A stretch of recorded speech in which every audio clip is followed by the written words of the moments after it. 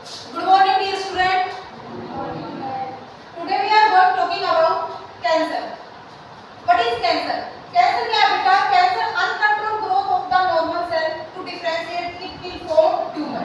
इसका क्या मतलब है कि हमारी बॉडी के अंदर अनेक कोशिकाएं होती है, उनका जो ग्रोथ होती है वो अनकंट्रोल हो जाती है, तो एक वो किसके अंदर फॉर्म हो जाती है, ट्यूमर के अंदर। अगर बेसिक नॉलेज की बात की जाए तो देखिए इसके अंदर